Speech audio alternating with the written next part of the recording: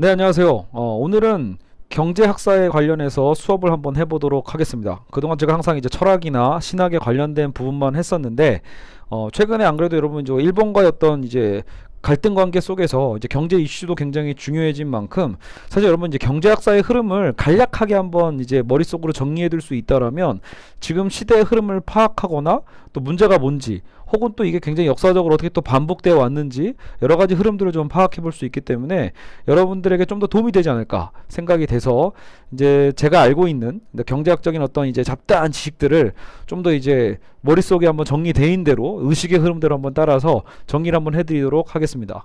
뭐 부정확한 부분들이 당연히 있을 거기 때문에 좀 의심되는 거나 잘못된 정보들은 또 댓글에 달아주시고요. 또 물론 여러분 또 그 구체적으로도 경제학을 또 편안하고 즐겁게 또 유튜브로 공부하시려면 아마 저기 최진기 선생님의 뭐 시리즈를 보시면 충분히 더 상세하고 재밌고 또 혹은 훨씬 더 업데이트되거나 더 좋은 자료로 볼 수 있을 겁니다. 단지 오늘 제가 하고자 하는 이 수업의 모토는 경제학사의 어떤 주요 흐름을 한 번에 다 정리하는 것에 목표를 두겠습니다. 알겠죠? 자, 그래서 한번 저와 함께 오늘 이 수업의 흐름을 잘 따라가신다라면 앞으로 우리가 이제 경제학의 어떤 흐름 자체는 오늘날 여러분 사실은 이 정부 정책과도 굉장히 밀접한 연관이 있거든요. 그래서 그 부분의 흐름대로 우리가 이해할 때 매우 유용할 겁니다. 말 그대로 지금 뭐 예를 들어 문재인 정권, 예전에 이명박 정권의 어떤 가장 중요한 경제 정책의 차이는 무엇인지는 이제 그 정부의 색채에 따라서 정말로 되게 대비적으로 갈리거든요. 그래서 우리는 보통 정책 얘기를 할 때도 시장이냐 정부냐, 즉 시장에 맡길 것이냐 아니면 정부가 강하게 개입을 해서 정부가 이제 돈을 국민이 어쨌든 세금을 거둔 그 돈을 갖고 좀 과감하게 어떤 정책을 빚을 내더라도 수행해 가는 것인가, 그런 것 때문에 이 정부냐 시장이냐라는 이제 아주 해묵은 논쟁이 경제학사의 가장 중요한 흐름이기도 합니다. 자, 그래서 우리가 보통 경제학의 아버지라고 하면 여러분도 상식적으로 아시죠? 바로 애덤 스미스입니다. 자, 경제학사의 어떤 이제 아버지라고 할 수 있는 애덤 스미스는 1776년에 국부론이라는 책을 씁니다. 국부론을 집필을 하죠. 그래서 보통 여러분 애덤 스미스 하면은 그 이런 부분도 있어요. 경제학자로 오해하시는 분들이 있는데 애덤 스미스 자체는 사실은 도덕 철학자고요. 그러니까 대학에서 주로 이제 영국의 스코틀랜드 쪽에서 활동을 했어요. 그래서 대학에서 주로 도덕 철학에 대해서 강의를 했고, 그래서 인간의 어떤 공감 능력에 대한 부분으로서 도덕 감정론이라는 또 유명한 책을 쓰기도 했죠. 그래서 도덕 감정론 이후에 이제 이 국가의 부를 어떻게 하면 증대시킬 수 있는가에 대한 국부론을 집필하는데 매우 인기가 있습니다. 자, 그러면 이 애덤 스미스가 주장하는 핵심이 뭐냐라고 할 때 바로 요거예요. 시장의 원리를 옹호할 수 있는 그 논거로서 애덤 스미스가 되게 중요한 논거를 제시하고 있는 셈이죠. 그러면 애덤 스미스가 여기서 그 국부론을 통해서 강조하는 게 몇 가지가 더 있는데 바로 국가의 부를 이거 궁금하잖아요. 국가의 부는 어떻게 증대시킵니까? 라고 할 때 제일 기본적으로 분업을 강조해요.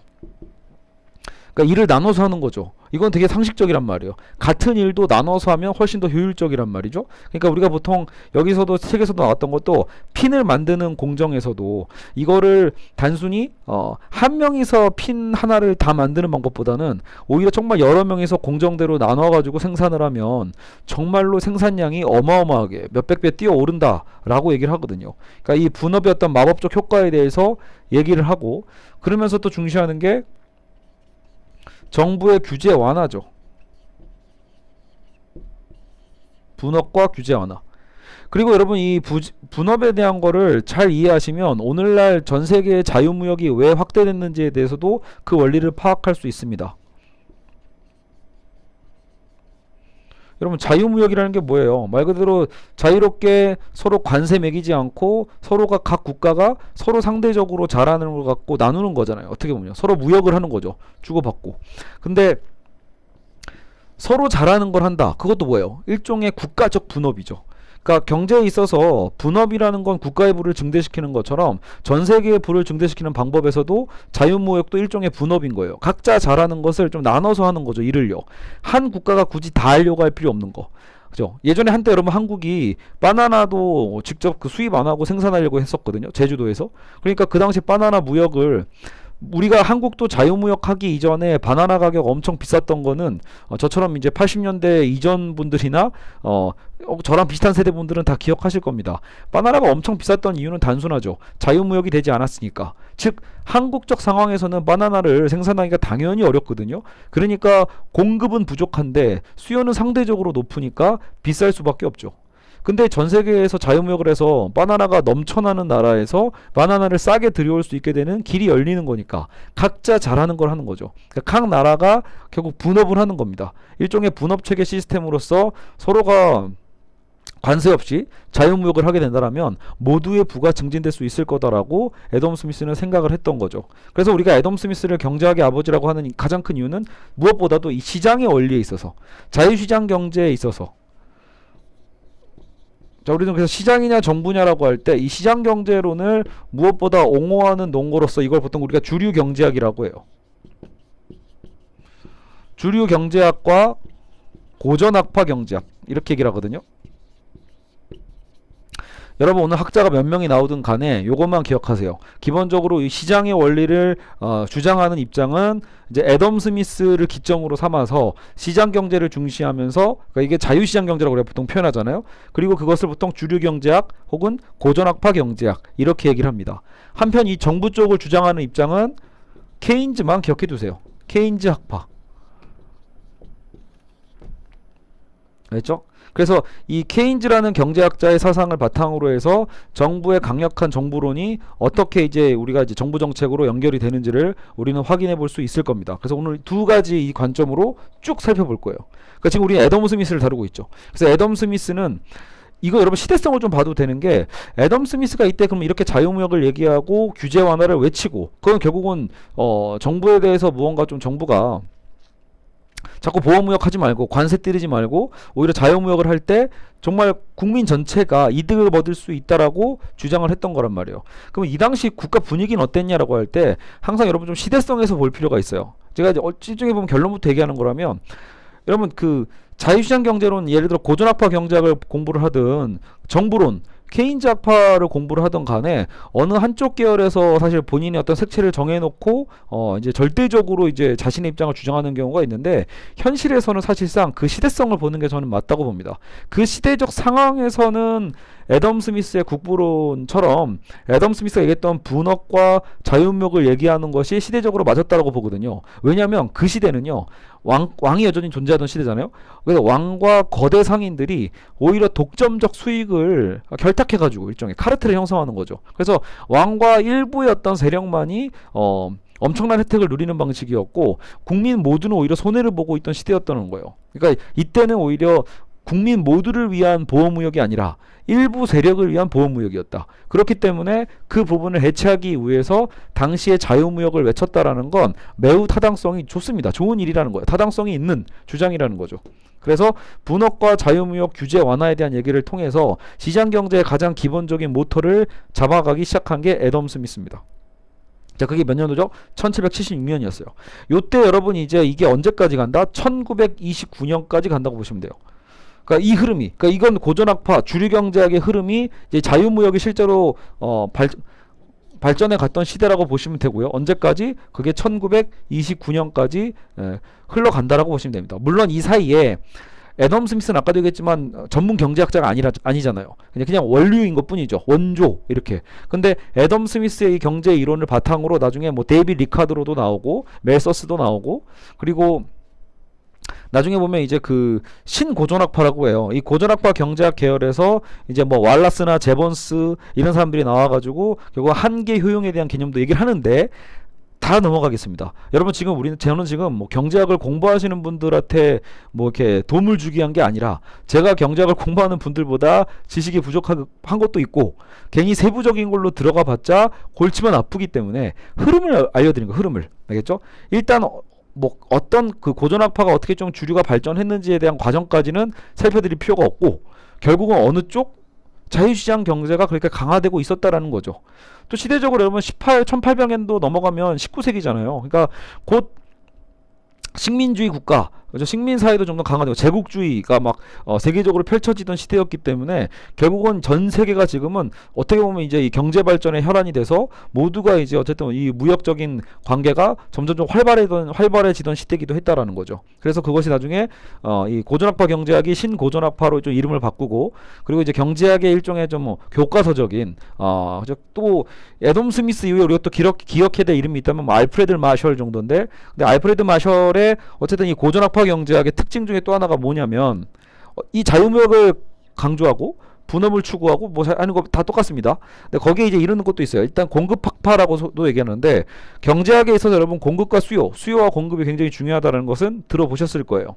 그랬을 때 요쪽 고전학파 경제학에서는 이 공급에 대한 우선시를 좀 더 중시해요. 즉 공급이 수요를 창출한다라고 생각했던 거죠. 세이의 법칙이라고도 해요. 세이의 법칙이라고 하는데, 이 당시에는 그러니까 경제가 이제 막 발전할 때이기 때문에요.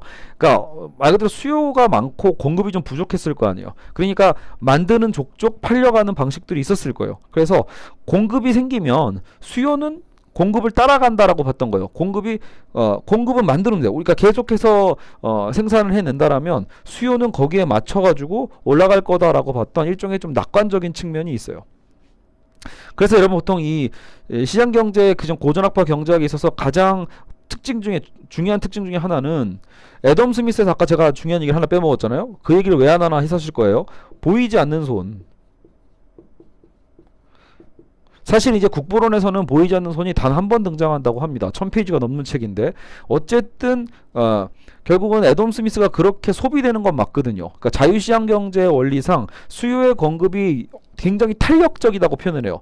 유동적이다, 탄력적으로 움직이면서 공급이 너무 많으면 또 거꾸로 그만큼 수요가 따라가주는 측면이 있어서 또 맞춰주는 것도 있고, 여기로 또 공급이 또 너무 부족할 땐 또 거기에 맞게끔 또 수요가 움직여주고, 그래서 이렇게 탄력적으로 움직임으로써 사실상 이제 항상 경제는 균형을 형성해 나간다, 최적이었던 균형에 대한 부분들을 만들어 간다라는 일종의 낙관이 있었어요. 그래서 이게 보이지 않는 손이에요. 보이지 않는 손이 조정한다. 그러니까 애덤 스미스 하면 여러분 떠오르는 게 뭐냐면, 여기서 그 개인의 이기성에 대한 부분, 물론 여러분 이기주의는 아니에요. 그렇다고 막 악한 이기주의를 얘기하는 게 아니라, 애덤 스미스는 사실상 그러니까 인간의 개인의 어떤 욕망, 내가 잘 되고 싶어하는 그런 이기적인 어떤 그 욕구에 대한 부분 자체는 긍정을 하는 거예요. 그러니까 내가 잘 되기 위해서 내가 나를 위해 최선을 다해서 일하는 것 자체가 문제될 게 없다라는 거죠. 그랬을 때 오히려 그것이 정부가 나서가지고 굳이 무언가를 하는 것보다, 정부가 어떤 공공정책이란 이름으로 괜히 어떤 일을 돈 걷어서 하는 그거보다는 뭐가 더 낫다? 개개인에게 맡기는 게 낫다.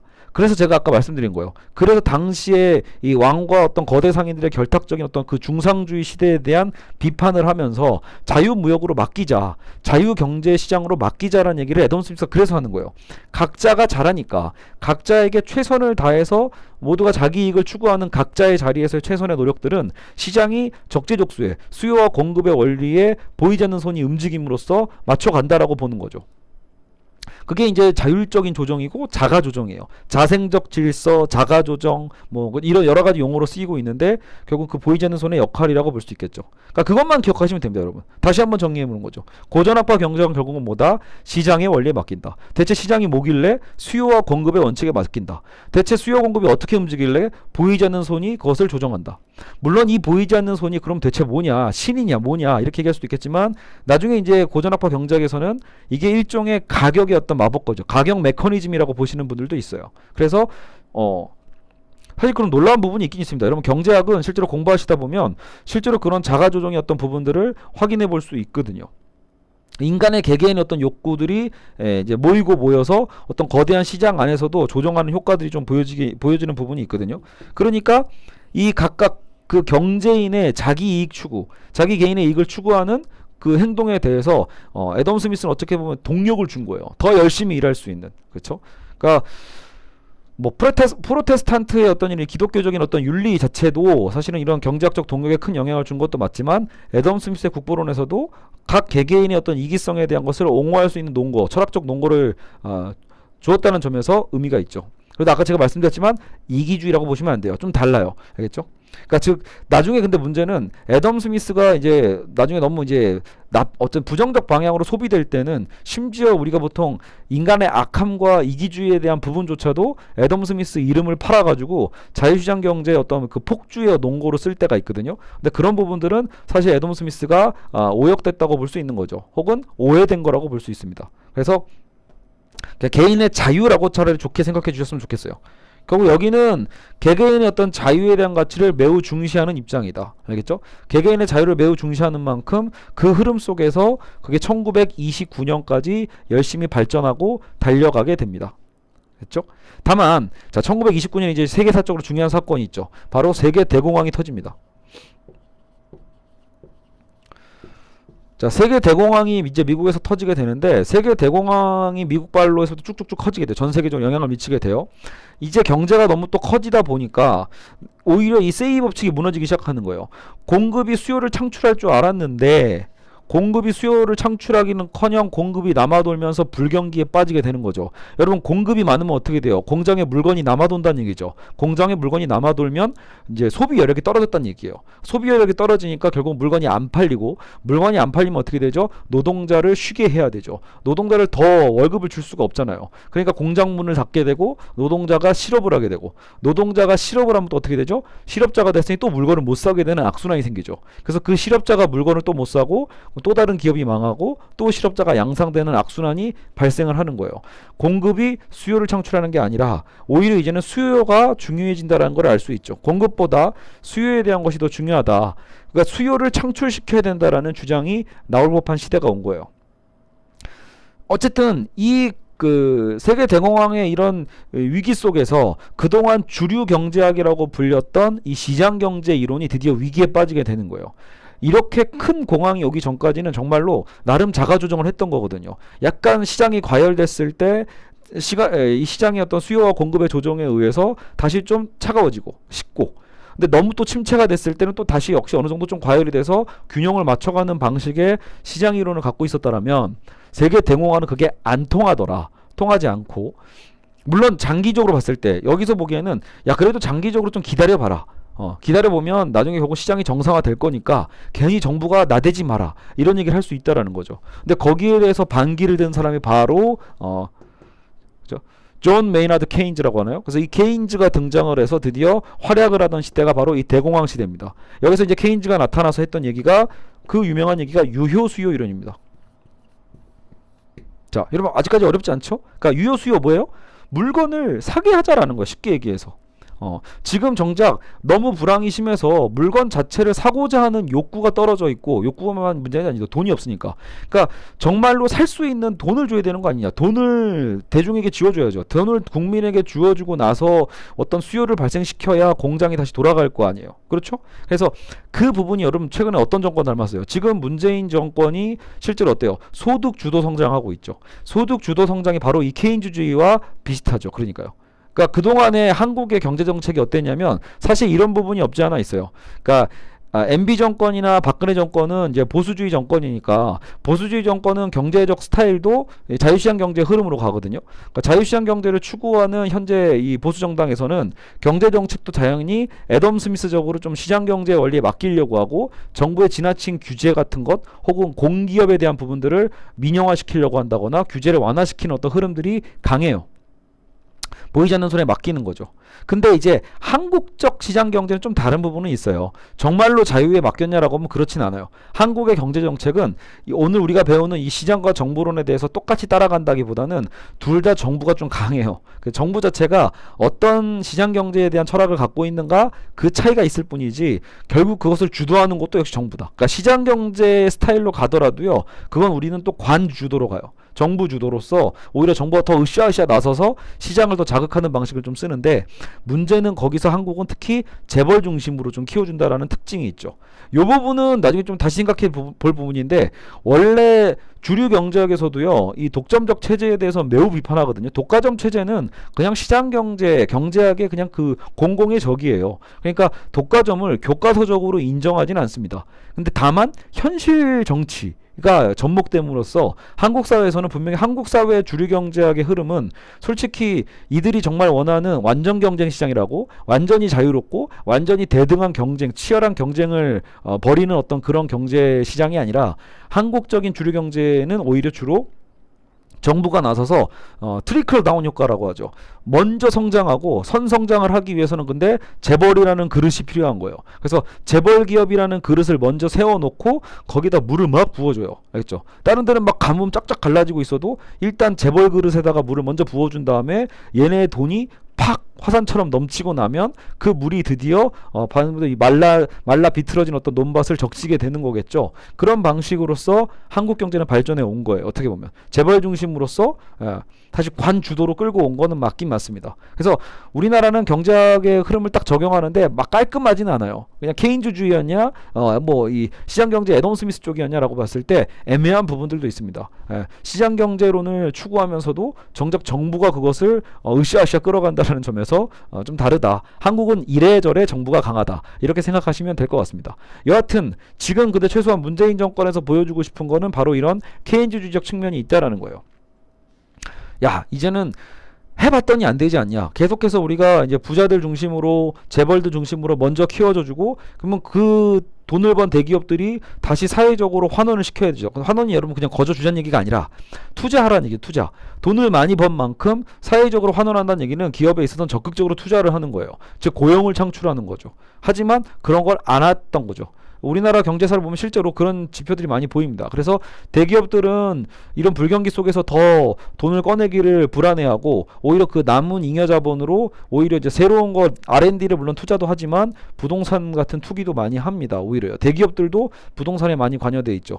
그런 만큼 이제 많은 젊은이들이 고용에 대한 기회를 누리지 못하게 됨으로써 오히려 불경기로 더 빠져들게 되는 문제가 생기거든요. 그래서 지금 이제 문재인 정권에서는 케인즈적인 어떻게 보면 유효 수요 이론을 나름대로 활용하는 거다. 즉 돈을 주자라는 거죠. 돈을 어떻게든 쓸 수 있는 돈을 어떻게든 쥐어주자. 그래야 경제가 활성화되니까. 자, 그래서 여러분 여기서 상식적으로 이걸 알 수 있어요. 케인주의로 오면 저축은 미덕이 아니에요. 그래서 우리는 돈을 저금하면 무조건 미덕이고 좋았던 시대가 있었어요. 80년대 90년대는요. 저축 예금이 실제로 이자도 되게 높았으니까. 하지만 여러분 지금은 저축이 높다고 하면 거시경제는 잘 돌아가지 않거든요. 내 개인 경제에서는 사실 나 개인에게는 저축을 많이 하면 미래를 대비하고 뭐 계획할 수 있으니까 좋지만 거시적인 개념에서 봤을 때는 국가적으로 봤을 때는 모두가 돈 불경기라고 하니까 불경기일수록 돈을 더 줄여야 돼, 더 쓰지 말아야 돼, 이런 식으로 하면 오히려 불경기에 빠지게 되죠. 그렇기 때문에 그런 부분에 대해서는 문제가 있죠. 그래서 차라리 케인즈는 불경기일수록 돈을 쓰게 만들어줘야 된다. 예. 가뭄이야? 물이 말랐어? 우물이 말랐으면 물을 더 부어줘야 된다는 거죠. 어디서든 바다에서 끌어오든 어떻게 하든 간에 돈을 빌려서라도요. 그러니까 케인즈의 핵심은 그거예요. 유효 수요를 창출하기 위해서는 결국은 정부가 나서야 되고 정부가 어떻게 해야 되죠? 이걸 재정정책이라고 해요.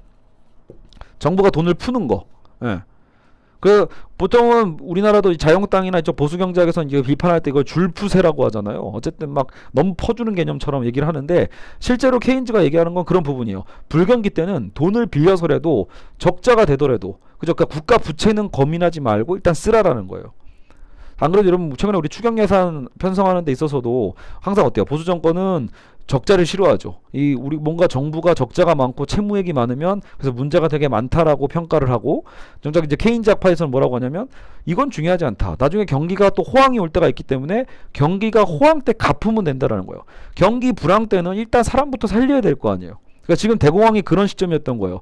사람들이 직장 잃고 다 자살하고 죽어가고 망하고 있는 시점에서 케인즈가 그렇게 얘기하는 거죠. 고전학파 경제학의 이 탄력적인 어떤 보이지 않는 손의 어떤 자율적인 조정 정책 여기 알겠는데 이해는 하겠는데 그거 장기에는 다 죽고 없지 않냐. 언제까지 기다리냐는 거예요. 지금 당장 경제가 마비가 되고 있는데 차라리 빨리 마중물을 부어줘야 된다. 이 이론이라고 보시면 됩니다. 그래서 케인즈의 적극적인 재정정책, 적극적인 어쨌든 유효 수요 이론을 통해서 실제로 이제 유럽 사회가 미국부터 시작을 해서 나름대로 이제 경제가 좀 돌아가기 시작합니다. 경제 지표는 이제 그것을 증명을 하죠. 물론 나중에 이것도 좀 왈가왈부 문제가 있어요. 이게 케인즈의 유효 수요 이론 때문에 이제 미국과 유럽이 경제가 활성화된 게 아니라 사실상 이건 전쟁 효과 아니냐. 세계 2차 대전이 곧 터지잖아요. 1939년부터 이제 45년까지 세계 2차 대전이 터지는데 어떤 세계 전쟁이 터지고 나면 여러분 이게 굉장히 또 여러분 전쟁의 역설이에요. 다 부시잖아요. 돈 엄청 써가지고 서로 싸우죠. 서로 죽이고. 그러니까 돈 엄청 써서 서로 죽이고 다 부신 다음에 자, 다 부셔졌으니까 어떻게 해야 되죠? 다시 새로 다 지어야 되죠. 도시가 날라갔네? 다시 지으려면 어마어마한 돈이 필요하죠. 그러니까 그 돈을 또 찍어내고 그걸 통해서 활동하는 과정에서 경제를 다시 살리는 거죠. 그죠? 국가를 재건하는 과정에서 또 엄청나게 경제가 잘 돌아갑니다. 그러니까 이게 전쟁의 역설. 그러니까 여러분 그런 얘기 들어봤죠. 그래서 왜 미국이 전쟁을 일부러 세계적으로 계속 일으키는 거 아니냐라는 일종의 이제 음모론을 갖고 있는 분들도 나름의 그 타당한 논리가 있긴 있는 거예요. 결국은 전쟁이 멈추고 세계가 평화가 되면 사실 오히려 두려울 수 있는 건 단순히 군수 사업체만 손해를 보는 게 아니라 장기적으로는 오히려 뭔가 경제의 어떤 이 탄력과 텐션을 줄 수 없는 거 아닌가라는 어떤 개념에서 전쟁을 오히려 만든다라는 어떤 개념이 사실 좀 팽배하게 있기는 하죠. 전쟁 특수 아니냐는 논거도 있어요. 여하간 그래도 여러분 전쟁 특수라는 것 자체도 일종의 유효 수요 이론과도 같긴 하거든요. 그만큼 무언가 더 많은 것들을 돌려낼 수 있는 시대이기 때문에 케인즈 이론은 먹혀들고 재정 정책이 먹혀들고 그래서 꽤 수십 년간 전후 1970년대까지 굉장한 호황을 누리게 됩니다. 그런 흐름. 자, 그럼 여기 좀 지워볼게요. 자, 우리는 자, 연도 뭐만 남았죠?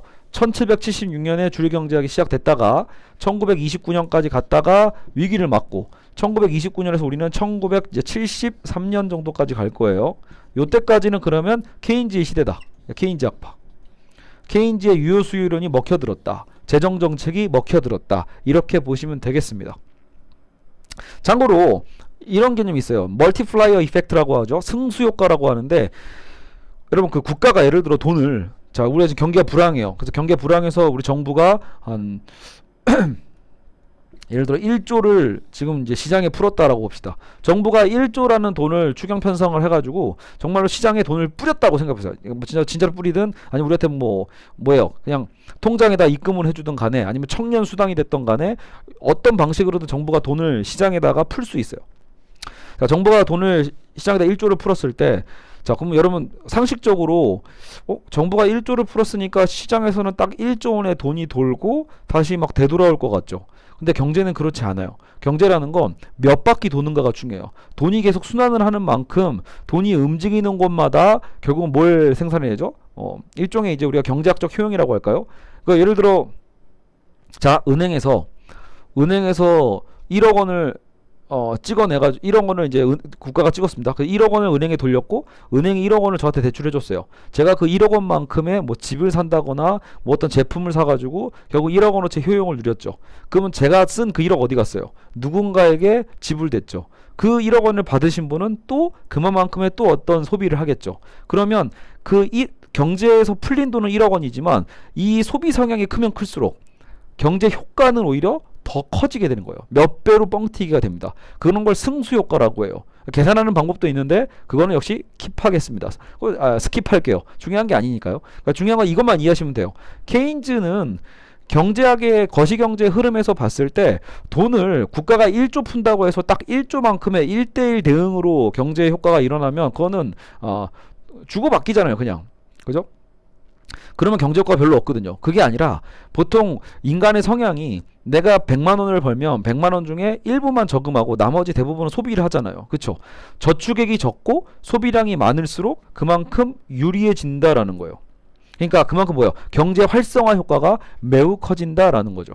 그래서 경제 활성화가 예를 들어 승수를 계산했을 때 왜 소비 성향이 클수록 그 나라의 승수라는 게 올라가거든요. 그래서 예를 들어 승수가 3이다라고 하면 1조를 풀면 3을 곱하시면 되는 거예요.